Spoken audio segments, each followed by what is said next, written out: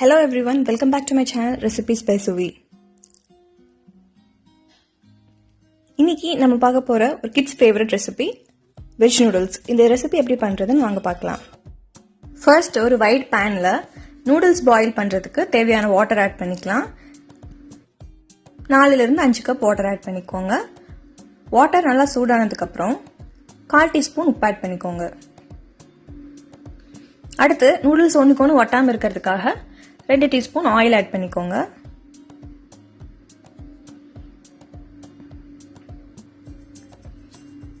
அடுத்து நம்ம எடுத்து வச்சிருக்க ஹக்கா நூடுல்ஸை ஆட் பண்ணிக்கலாம். 5 நிமிஷம் நல்லா குக் பண்ணிக்கலாம். நூடுல்ஸ் இப்போ ரெடி ஆயிடுச்சு. ஒண்ணுக்கு ஒட்டாம நல்லா குக் ஆயிருக்கு. யூஸ்வலா இது 5 to 7 minutes எடுத்துக்கும். இப்போ நான் ஸ்டவ் ஆஃப் பண்ணிட்டு அடுத்து ஃபில்டர் பண்ணிக்கலாம்.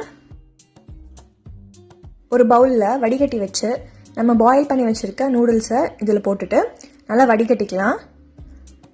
எக்ஸஸாக இருக்கிற தண்ணியெல்லாம் நீங்கள் வடிகட்டி கொஞ்சம் ஷேக் பண்ணி நீங்கள் எடுத்துக்கோங்க. இப்போ வடிகட்டியாச்சு. அடுத்து இதை ஒரு பிளேட்டுக்கு ட்ரான்ஸ்ஃபர் பண்ணிடுறேன்.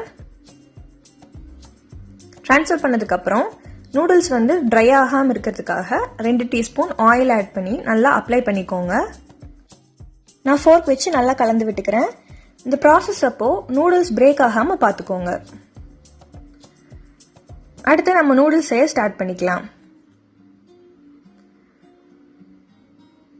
ஒரு பேன்ல 2 ல இருந்து 3 டேபிள் ஸ்பூன் ஆயில் ஆட் பண்ணிக்கோங்க.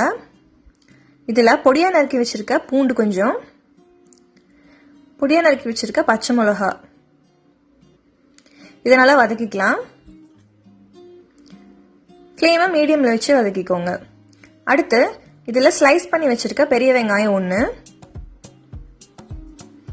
1/4 டீஸ்பூன் உப்பு, இது நல்லா கலந்து விட்டு 2 ல இருந்து 3 நிமிஷம் வரைக்கும் வதக்கிக்கோங்க.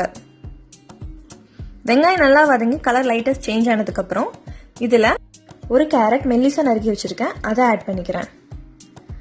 கேரட் ஃபுல்லா குக் ஆக வேண்டாம், ஒரு 50% குக் ஆனா போதும். அப்பதான் அந்த கிரன்ச்சி ஃபீலிங் உங்களுக்கு இருக்கும். இப்போ கேரட்ஸ் ஹாஃப் டன். அடுத்து நம்ம இதுல மெல்லிசா நறுக்கி வச்சிருக்க முட்டைக்கோஸ் ஆட் பண்ணிக்கிறேன்.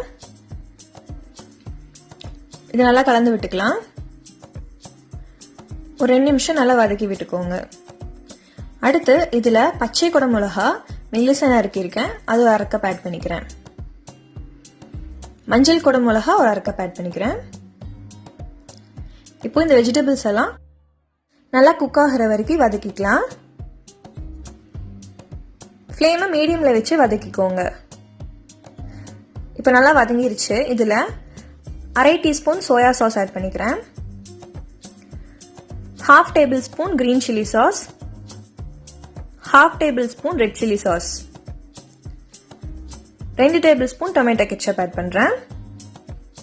இந்த சாஸ் உங்க தேவைக்கேற்ப ஆட் பண்ணிக்கோங்க. இதுல 1 டீஸ்பூன் வினிகர். இப்போ இது நல்லா கலந்து விட்டுக்கலாம்.